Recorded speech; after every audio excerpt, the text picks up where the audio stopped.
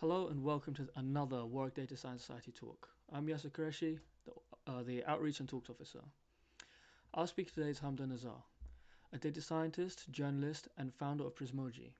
He currently works at BlackRock as the Vice President of Research, Analytics, and Data, and has previous work experience at Facebook as the co-inventor on the granted patent on emoji machine learning. He also served as the national statistician on Ron Paul's 2012 presidential campaign, and his work has been published in Wired, Vice, Forbes, the Christian Science Monitor, and the Washington Post. He was also awarded the 2017 Knight Foundation Prototype Fund grant, which recognizes the most promising early stage innovations in media and technology. He'll be discussing how he became an emoji data scientist, as well as covering some projects that he's been involved with. At the end, we'll have a Q&A, so drop any comments in the chat below, and we'll go through them at the end. But for now, let me hand it over to Hamdan, who will tell you about the life of an emoji data scientist. Excellent. Yasser, thank you so much for having me. My deep gratitude to the University of Warwick Data Science Society for having me. I would have loved to come over there in person. I've never been to Warwick, but I hear it's in the north of the UK, or in the center of the UK. It's up there somewhere. But I hear it's an incredible place, and I'm so glad I could join you virtually.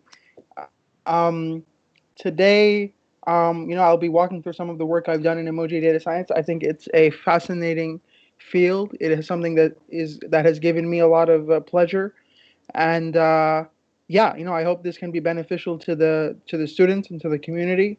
Feel free to reach out with questions. I know Yasser's monitoring the Q&A, and hopefully this can be a fun session. Um, Great. So. I love to tell you a little bit about my journey. I grew up. That's me. A long time ago. I grew up in Brooklyn, New York, and I think I had a bowl haircut.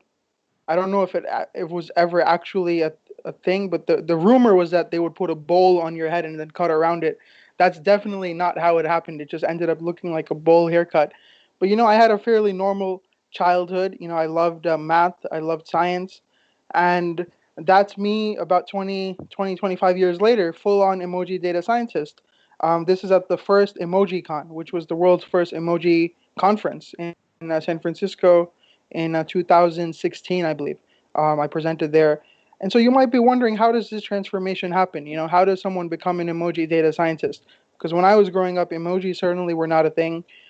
Data science in that exact terminology was not a thing, right? Now, one might argue we've had statistics for a long time, we've had data for a long time, but certainly the modern excitement around data science was not a thing. So, how did this happen? And I think for me, it was always about wanting to do something interesting and applied using mathematics. I always loved math. I was very far ahead of most of my classmates in math, and I wanted to apply it to the real world. I wasn't very interested in the theory. I went through all of those classes, like many of you, probably did also. And for me, it was always about how do we use this to understand the world around us. And this is an excerpt from my statement of purpose that I used when applying to graduate school in statistics and biostatistics. And I think that was a really important opportunity for me because I really got to ask myself, why do I want to study this field? What is it about it that excites me? And I think, as many of you are going through phases when you're applying to university or graduate school, and it forces you to really examine your motivations. And I told myself, what I realized is that data sets were something that to other people seemed like large, complicated, messy, just massive Excel files in most cases, right? Or SQL databases or streaming data coming in from APIs, is something that most people didn't really know how to understand. They were intimidated by them. Data still intimidates a lot of people.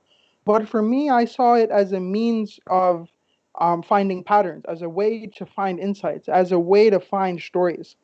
And this is the experience I had, I hope many of you have had, where you take something that someone does not know how to understand and you're able to find some deeper meaning in it. And I think that is what data science represents to me. And, I did, so I went to graduate school at the University of Michigan where I studied for my master's in biostatistics. While I was there, I was a research assistant at a neuroscience lab, working with neuroimaging data around pain and the placebo effect. I think most of the settings I found myself in were settings where there was a lot of data and folks didn't know what to do with it. I think those are the settings that really attract me. That's where I thrive, where we have a lot of data, we don't know what to do with it.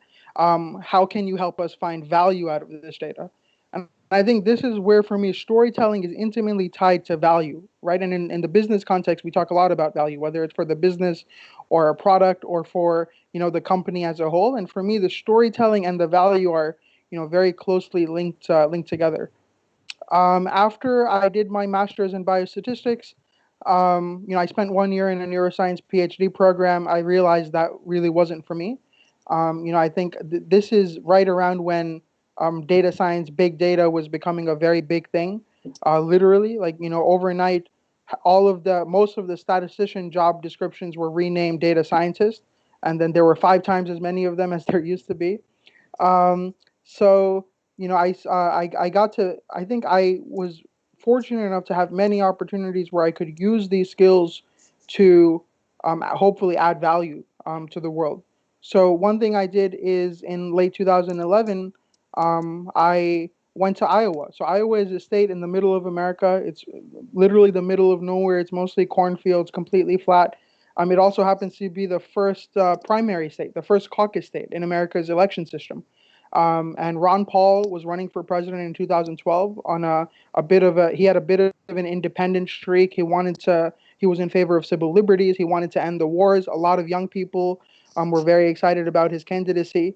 And, I went to Iowa for 2 weeks just to volunteer on a campaign. I'd never been on a campaign before.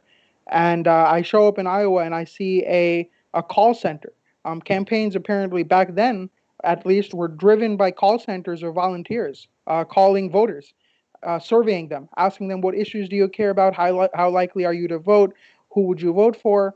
And as soon as I saw that, I realized this is a live data set. I just walked into a massive data generating operation.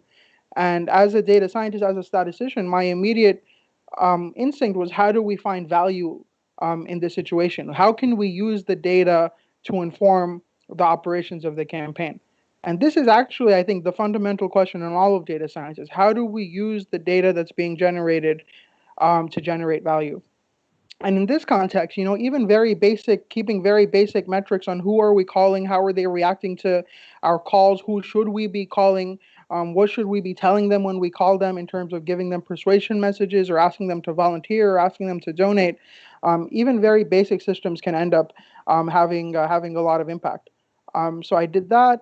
I spent a few years working at Facebook in ads research. Advertising, again, I feel like I was very lucky or blessed, you might say, to be be a quantitative person in many fields before those fields became dominated by quantitative people. And that is probably my single most important piece of advice to young people in this field is find those fields that are not dominated by data scientists and be a very early joiner and adopter in those fields.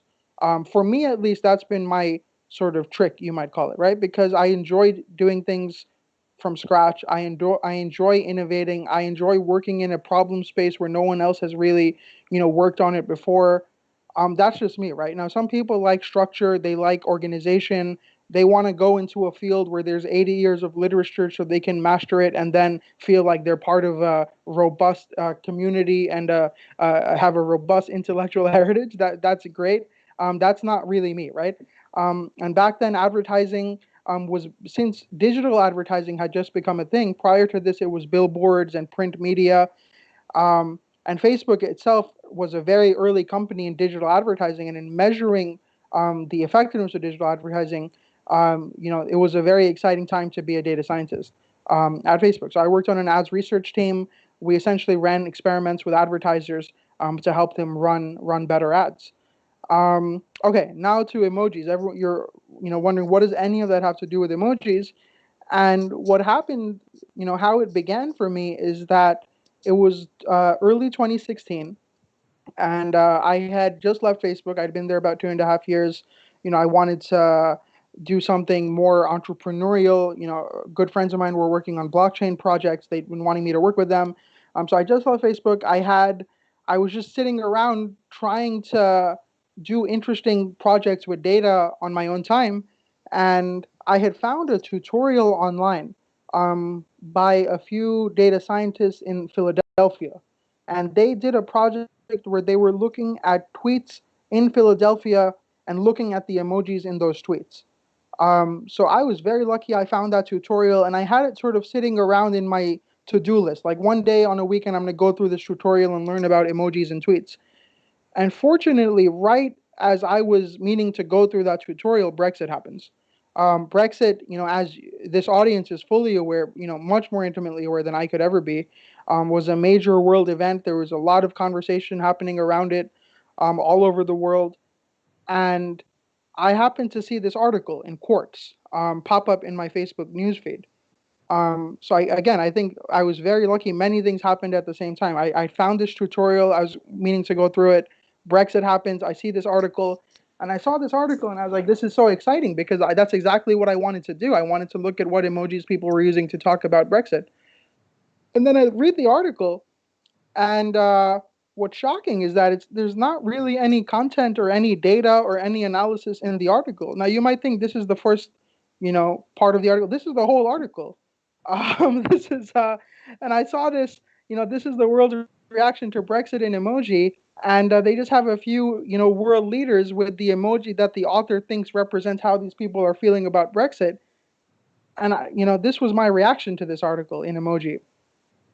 But I mean, not only was I, disappointed that these guys had dropped the ball, I was incredibly excited. This really lit a fire under me. And again, I think this is something I've learned in my career is whenever you see someone has dropped the ball tremendously, it can be a reason to be disappointed, but it's also an incredible opportunity because these people had already spelled out, you know, um, the world's reaction to Brexit in emoji. They already wrote the title. And when you read the title, you understand kind of what you think they're going to do, and they didn't do it. So now all I need to do is actually do it. All I need to do is analyze how people use emojis to talk about Brexit, and that's an article. That's a ready to publish article. I don't know if I encourage everyone to dabble in what I call freelance data journalism. It's something again also I got into a while back. It's a lot of fun. um, there's a tremendous appetite for it. Again, journalism is a field that historically has not been very quantitative. So if you have data skills and you can apply them to topics that the public cares about, you'll find a tremendous audience for it. So what I did is I essentially locked myself in my room and I had a 3 day one-man hackathon where I learned how to apply this tutorial. It was my first time really doing anything of the sort, right? Like I found this tutorial on how to analyze emojis on Twitter using R, and I, hacked it together, lots and lots and lots of trial and error. I finally got it to work. I made some bar graphs, and I had a friend at Vice, and I called them and I said I wrote this article, and I had no idea what they were going to say. Again, people, I think sometimes they're very strategic around how do I find a market for what I'm doing, how do I stress test it, how do I find focus groups. I've always been a believer, just do it, right? Just do it, show it to people, and you'll find out if they like it or not. And I sent this to my friend at Vice, and then 2 hours later, she said, "This is great. It's live on the site," and that's an incredible feeling. I think what I love about journalism is that it's public, it's accessible to a broad audience. It's not just something that only a few academics are going to read or only a few people at your team in your research group at your job are going to read. It's public and it's also fast turnaround, which is it creates a very robust reward cycle. So you ask, what did I do in this article? And the article is super basic. I downloaded a bunch of tweets about Brexit, and I looked at the top emojis in those tweets. And the great thing is that the code worked, because anytime you're running code like this, you don't know if it's going to work. And I know it worked because the UK flag was the second most common emoji in this data set. If that was the flag of the Netherlands or of Zimbabwe, then I would have known that my code was wrong, and I would have gone back and spent another 3 days getting it to work. So here what we see is that People are using a very large variety of emotional symbols, which are emojis, to react to what happened. Some people are very happy, some people are very sad. That's sort of the obvious finding. Now, again, to young people who use emojis, this is not a finding. This is obvious because we do it every day, maybe dozens or hundreds of times a day. But back in 2016, at least to older people or to computer scientists or to technologists, many of them, this was a bit of a novel finding because a lot of people thought emojis were noise. So I don't know, many of you might have background in NLP, natural language processing, sentiment analysis. Almost all of the initial NLP code you can find on the internet, and this is a strong claim, so if I'm wrong, please correct me. I'm pretty sure almost all of the early NLP code, the first line of the code was remove emojis, was remove emoticons, punctuation, and emojis. That was sort of the standard protocol for analyzing text data because no one thought it had any value. They removed the punctuation, the emojis, and the emoticons.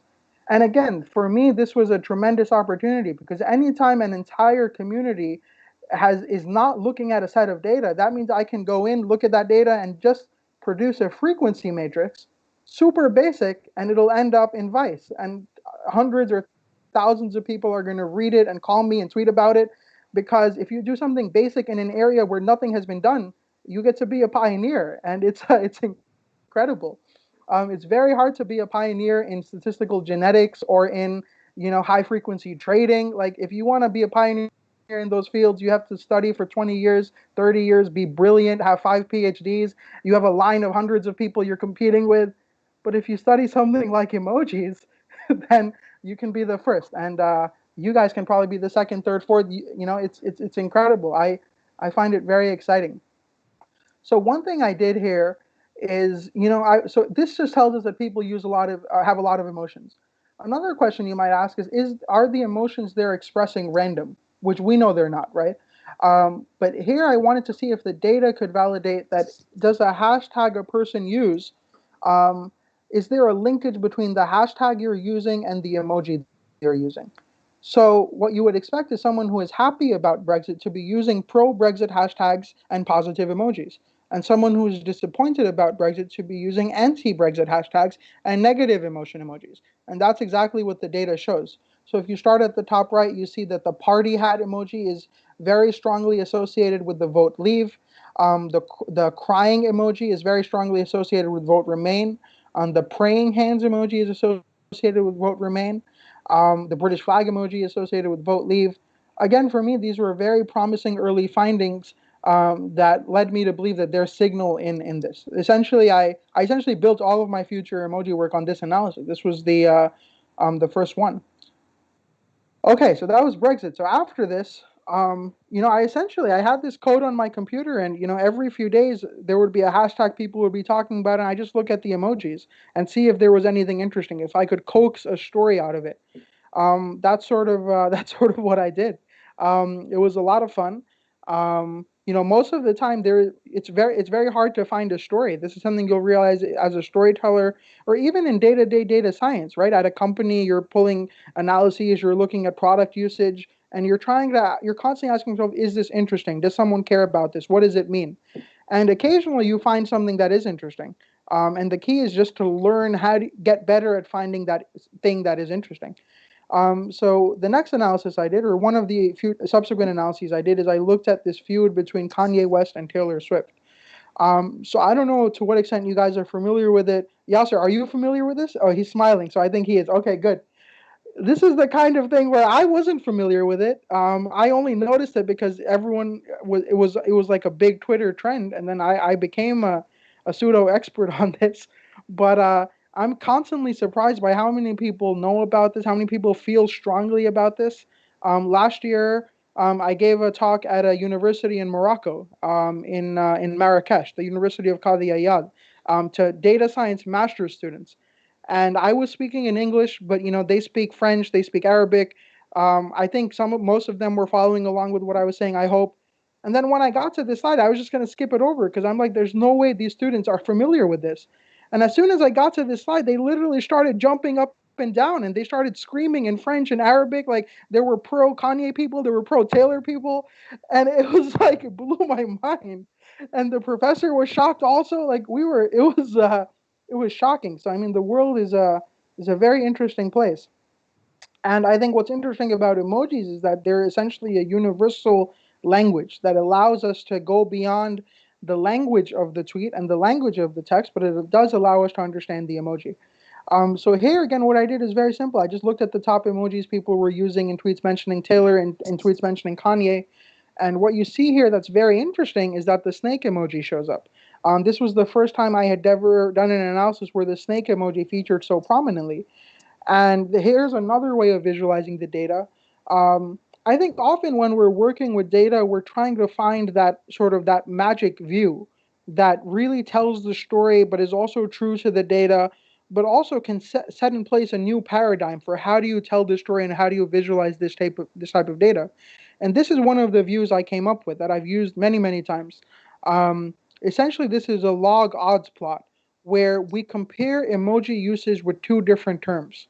And you can do this for any two entities. You can do it for two different languages. You can do it for two different terms that people are mentioning. Um, you can do it for essentially any set of data that you can cluster. You can break apart into two buckets. You can run this type of analysis. And here towards the left, we see emojis that people are more likely to use when they're mentioning Taylor, and towards the right, the emojis people are more likely to use when they're mentioning Kanye.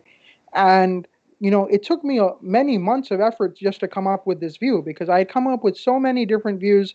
I was sharing them with my friends, and they were very honest. They said, "We don't know what this means. We don't understand this."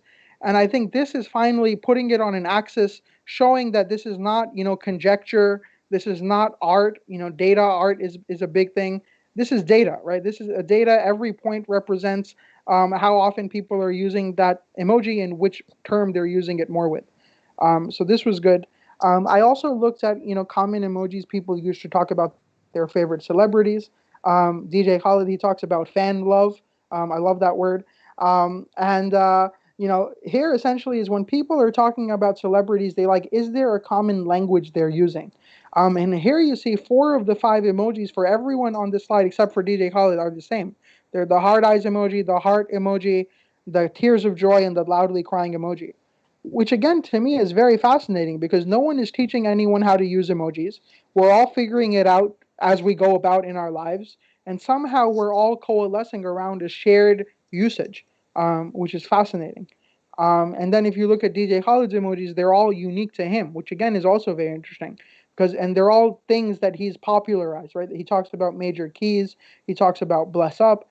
So again, this is very interesting.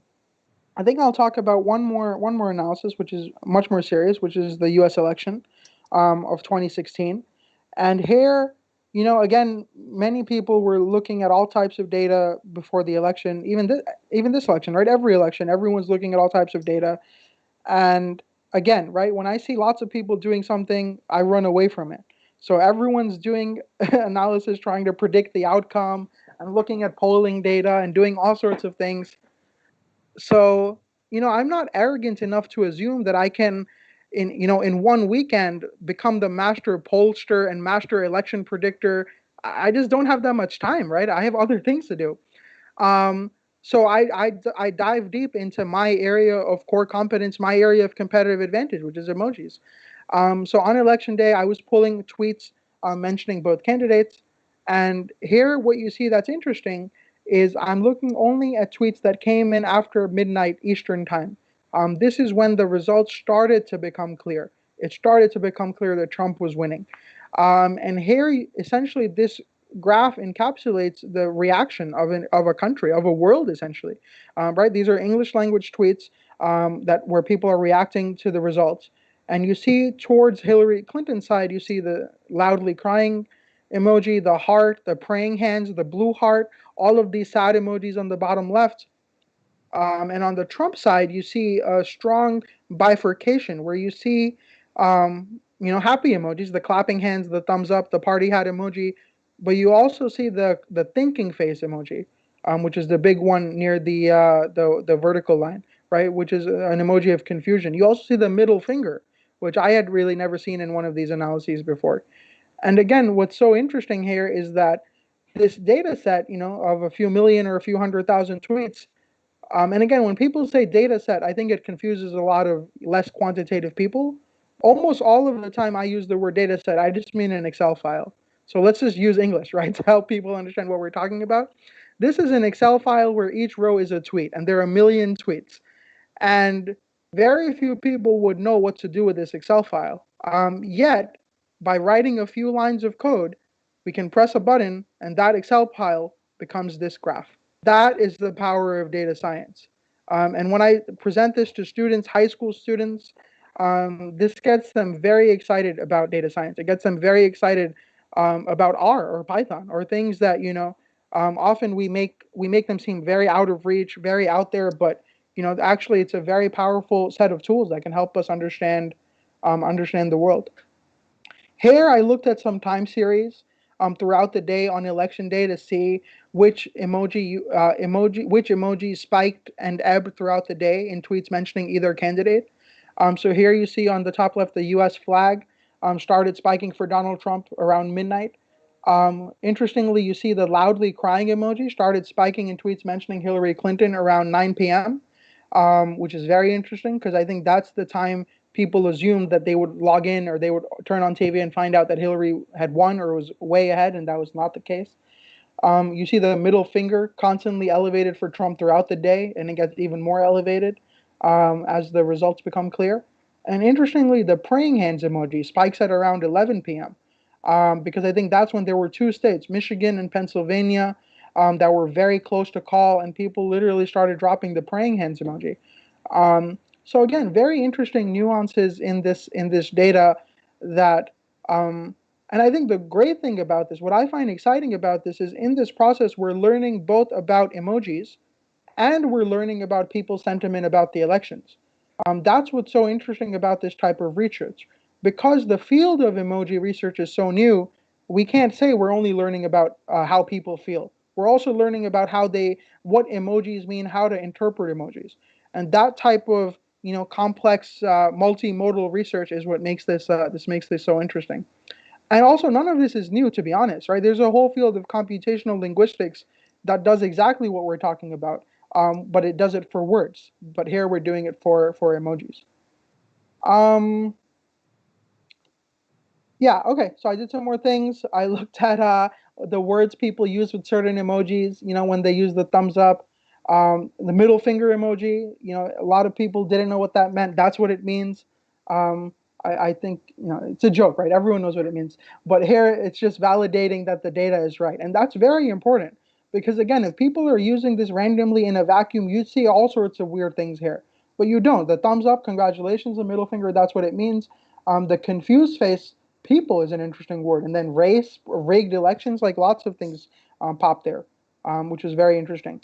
And I think this is a tweet I read which really, resonated with me deeply because, again, you guys would be surprised at how many more serious people, if you call them, think emojis are stupid, right? Because that's just if someone many people have a one-dimensional view of the world where if they don't use something, they can't imagine anyone interesting would use it. So, and this is a tweet that's very powerful. This is a young woman talking about how can I go to work in the morning knowing the people I work with voted for Trump, and she uses the thinking face emoji.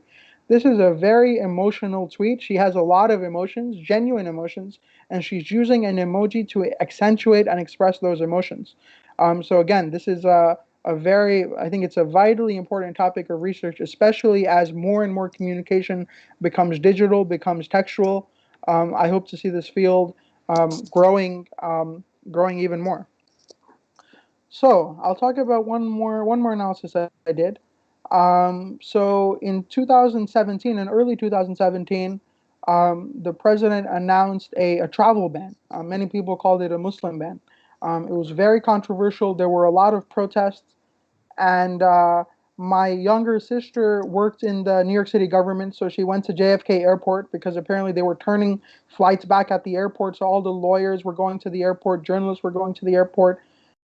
We live very close to JFK Airport, so she said, "Do you want to come with me?" I said, "Great, let's do it." So we show up at the airport, and there's a table full of lawyers on laptops, like typing feverishly. And I said, I'm an emoji data scientist. How can I help you guys? And they just started laughing at me, um, because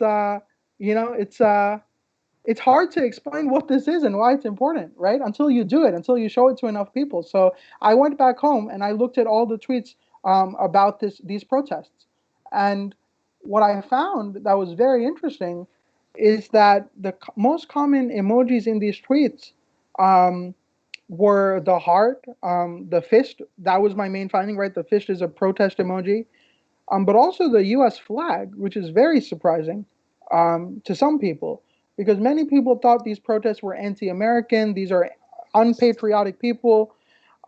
Whereas if you look at the Twitter data, at least, and Twitter data is not the world, it's a subset of the world. It's a very biased subset of the world, but we might as well look at it because it's easy to analyze.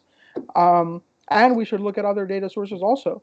But you see the American flag emoji, which shows, and if you look at the text in these tweets, a lot of people were talking about the values America stands for, and they were saying that this ban, this Muslim ban, this travel ban was un-American because it didn't reflect our values, and that's why they were using the American flag, which is which I found very interesting.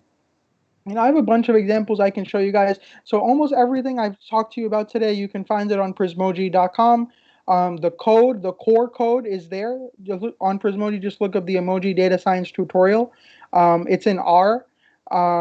If someone's really interested in Python, I might have some code lying around. I'm happy to share with you if you message me. And also, this work is a bit dated, right? It's 3 or 4 years old. I'm sure there might be more packages out there. There might be more toolkits out there. I still think this is a ripe field of data, just open for exploration. Um, yeah, and then here just there was something very interesting in 2016. There was a trend everyone was posting about their first 7 jobs, um, and the intent was to humanize careers, right? So someone would be like, my first job was a babysitter, and then I was an IT repairman, and now I'm a director at a big tech company, right? And what's so interesting is that if you look at the emojis, I've never seen such interesting emojis that make so much sense. Because here you can see the emojis people are using to describe their first jobs. People working at restaurants, answering the phone, delivering newspapers. I mean, it's so rare to see such obvious emoji usage that just makes so much sense, but it's also so interesting. I did some work looking at gendered emojis. I think this is a very interesting topic. Looking at what types of emojis are more likely to be used by men versus women. So here I looked at 2 hashtags: Woman Crush Wednesday, Man Crush Monday. I have no idea if these are even still a thing on Twitter or this was a mid 2000s phenomenon. But here you see the types of emojis people use with these.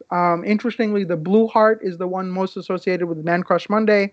The pink hearts, the fire emoji, those are all associated with Woman Crush Wednesday. Again, I talk about how this field is so unexplored. Even the basic question of what do the different color hearts mean, as far as I know, is completely unexplored. And I'm fascinated by that question because if you talk to people, people have very interesting subjective interpretations. Some people think the red heart is only ironic. Some people think the purple heart is the only true romantic heart. And they think the blue heart and the green heart are for friendship. Someone else might tell you the complete opposite. um, it's so fascinating that, again, we have this shared language that we use, and no one tells us what they mean. We each come up with our own interpretations. And I think it's very fascinating to see what are some broader cultural trends in emoji usage, and how can we use this to better understand each other. Something that I hope to see more work done in that I think has gotten a little more popular is looking at the different skin tones. I think this is, again, a very promising field of inquiry. I mean, the strange thing is that a lot of work that happens in this domain is very niche academic work that only shows up in academic journals, and you only find out about it if you seek it out very intentionally. So again, I think that's another opportunity is to popularize some of the academic work around emojis, which is often happening in very niche journals. Either in natural language processing journals or human computer interaction journals. So here I took a very basic attempt at looking at for these handful of emojis, what skin color are people likely to use them with? And you see, very interestingly, the fist emoji is sort of the most color balanced emoji, where you see, again, the average is still the lighter colors. It's color two here, but still a fair amount of usage in the darker skin tones. But as you look at some of these other emojis, the oncoming fist is almost never used with a dark skin tone, nor is the middle finger, nor is the biceps. And again, who knows if this means something, but it's possible, right? It's possible that this might tell us something deep about how people are communicating, what their racial associations are with different emojis, and I think it's fascinating. And I think there's been a lot of public debate, at least, about whether it's okay for white people to use the darker skin tone emojis. The Atlantic had a great article about this. That's sort of what motivated this analysis. So, yeah, I think that's the great thing about being a data scientist is that people are having these debates out there in the world, and we can use data to help answer some of these questions and to help shed light on some of these debates. As I close, I've talked a lot about how people don't understand emojis, don't appreciate them. It's really bad out there. It's really bad. So in 2017, there was a local news station around Seattle, and they did a whole report. It was not a satirical report. This is not The Onion. This is probably the second or third biggest news station in this part of Washington State. And they did a report for parents about the secret language of emojis that parents need to know about. And this, and this guy's an actual reporter. Again, he's not John Oliver, he's not John Stewart, he's an actual reporter talking about how if parents see this combination of emojis on their kid's phone, it means I hope you die in a fire. This emoji means send nudes. And then the woman, like, she freaked out. She was like, oh my God, Q13 Fox, please. Yeah. So everyone's going to go start tweeting at Q13 Fox. I don't know what happened to the station. I don't know what happened to these people. But for me, it's fascinating because it shows how much work there is to be done. And this is really my takeaway. While emojis might seem silly and trivial, people use them to convey real, authentic emotions. They're a universal language in an era of increasing depersonalization. We live in a time where people are very skeptical. Many people are very skeptical about technology. They think technology is a tool used to control us, used to surveil us, used to monitor us, used to influence us, all of which is true. And technology is also a way for us to connect with each other. And specifically, emojis are a way for us to connect with each other across cultures, across languages, across, all of these things that set us apart. They're a way for us to come together. And data science can help us understand them. As I mentioned, almost all of this work is on prismoji.com. There's a GitHub repo. You can find a lot of data. You can find some code. I think this is a fascinating field. I encourage folks to play around with this. Feel free to reach out to me. I hope to see more people becoming emoji data scientists. And that's my talk. Thank you, Yasser, and thank you to the Warwick Data Science Society. I'm happy to take any questions. Yeah, thank you for that talk. Well, I'd just like to quickly mention that I know a few friends who still use Women Crush Wednesday, so that's still out Good. there. Well, I think I'll start off by asking, just going back kind of to the beginning. So what you do. So like, what does your role at BlackRock really involve, and like, how does your work in emoji data scientist, how does that impacted your work at BlackRock? Yeah, absolutely. So at BlackRock, I work on the global marketing, research, analytics, and data team. We're a cross-functional center of excellence designed to really collect best practices around research, around use of data in innovative ways to understand our clients. Many institutions are very compartmentalized, where different businesses, different products operate very independently of each other. And increasingly, many institutions are realizing that to fully get the benefits of technology, technology needs to be the common foundation underpinning all of the different parts of the company, and specifically data, because data is so fundamental towards driving decision making, towards optimizing operations, towards ensuring client satisfaction, towards managing, the actual assets. So definitely, data is a very important part of this. How has this work helped me or guided me or inspired me? I think it's played a tremendous role in my career. Becoming an emoji data scientist, I did say this very seriously. I think it really sets the before and after of my career because it helped me understand what do I really enjoy doing and what is my core contribution to the world.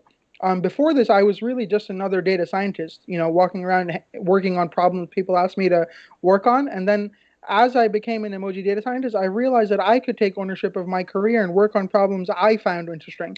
And not only that, I could get people excited about something that no one else saw value in. That is a tremendous asset in the world. It's probably the most important part of entrepreneurship.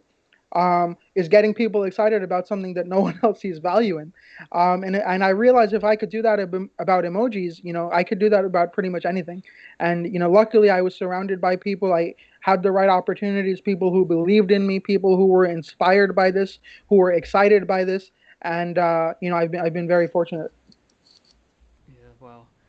I'll just have a look at if anyone's posted any other questions. Sure. So we have one question here. Could you share some more details about the typical languages, tools, or methodologies you use? Sure, very straightforward. I use for all of this. I use R. I use the so I use the Twitter search API, and there's a package. There are a few packages in R that allow you to interact with that, and then I build visualizations in R using ggplot. All of this is very basic stuff. I'm sure there's some brilliant people on this call who can replicate all this and make it twice as better in a weekend. So I'm very excited by that because, and again, that's what I'm so excited about. Sort of setting the foundational layer of a field, or a field sounds very pretentious, but the good thing about it is that all I'm doing is I'm just a messenger, right? I'm up there with a bullhorn telling people to work on this because it's so exciting. And if I could do all of this by myself, I think 10 people could take this from here, infinitely further beyond. I think there's so much interesting work to be done in this field. It's so exciting. Um, let's see if we have any other questions. I think I have another question. So, Sure. what applications do you see emoji data science having in industry? Yeah. Absolutely. So a lot. So one, social media listening is a big part of the industry right now. I think it's a big industry. It has been for a few years. So for example, every morning or every week, any big company you can imagine, right? Coca-Cola, they'll get a report. This is what people are saying about Coca-Cola on Twitter. This is what they're saying about Coca-Cola on Instagram. This is what they're saying about Coca-Cola on Reddit. And again, that's mostly text data. And text data is hard to analyze. Most of the tools we have are very crude. Sentiment analysis is a field in its infancy. And emojis provide a very easy alternative to analyzing the semantic meaning of the text. So most of these social media listening tools will also give you an emoji report saying over the past week, these are the emojis people use to talk about Coca-Cola, for example. Now, again, it's still an open question around what should Coca-Cola do based off of that. And right now, there's a big team of humans that are involved in that, either who work at Coca-Cola or who work at one of these agencies or at one of these tools. But that's definitely it's an open avenue. I think another really interesting application is we're seeing the rise of chatbots or technologies that are machines, but they're interacting with you like a human would interact with you. And I think, as given that emojis are such an important part of human communication, I think these machines are also starting to use emojis when they talk to us. So even when we get notifications from apps, many of these notifications are starting to incorporate emojis. um, Even in the health space, I was advising a group of students at Stanford who were building, health messaging bots, essentially, that would message you throughout the day, asking you how you're feeling, encouraging you to exercise, and again, incorporating emojis into these, especially given that young people are using emojis to such a great extent. I think will allow these technologies to become more human and more effective. Okay, so you're basically saying it's just the next step of NLP, essentially. Yeah, that could be what I'm saying. Yes. Yeah. Yeah. Okay. We have another question here. So, they said, "What if the field you enjoy is hyper-saturated and competitive?" I guess they mean around the freelance journalism, data journalism aspect of it, if they want to go down that avenue. Yeah, I mean that's a really good question. It's a very interesting question. What if the field you enjoy is hypersaturated and competitive? Um, I mean, I would say, you call it the field you enjoy, but any field, if you dive deep into it at a significantly deep level, you'll see what to someone. So that's the benefit of domain expertise, right? So when I'm talking to someone on the street, I say NLP, they're like, oh, NLP. Or I have a friend, when I say AI, he just uses the word AI for everything. He's like, oh, the AI is going to do that. Oh, the AI is going to do that. Whereas someone who actually works in AI, they're like, oh, AI, oh, TensorFlow or GPT-2. They're able to distinguish it to hundreds of minute degrees. So if you think you enjoy a field, again, I would challenge you to understand what are the parts of that field that are less competitive, or what are the parts of that field to which you can add a lot of value given your unique set of life experiences. And again, often with technology, especially, it's not understanding the technology that sets us apart, that allows us to add value. It's understanding everything else outside of technology. If you have a room full of technologists and they all know R and Python and Keras and all of these, PyTorch, one guy is not going to surpass another guy because he knows PyTorch better than the other guy. That's rare. What's going to happen is one guy knows Slovenian and he knows that there's this incredibly challenging problem in Slovenian corpus analysis because that language is so different that all of the traditional NLP tools fail. So that guy's going to win because he knows more about Slovenian. So for all of us, we have a Slovenian. We have that one thing we know a lot about that can help us excel and find new and novel applications of technology to drive even more impact in the world. Okay, well, that's very good advice. Um, it looks like we don't really have many other questions. Uh, I'd like to just thank you again for the talk. I was really excited to organize this, and it was lovely just hearing all your experiences in person. And it definitely made me appreciate emojis a little bit more. And for the viewers out there, just think about the emojis you use because Hamden might be looking at what you do. Um, Thank you, Yasser. I'll just move to the outro. So again, I hope everyone watching has taken something away from the event.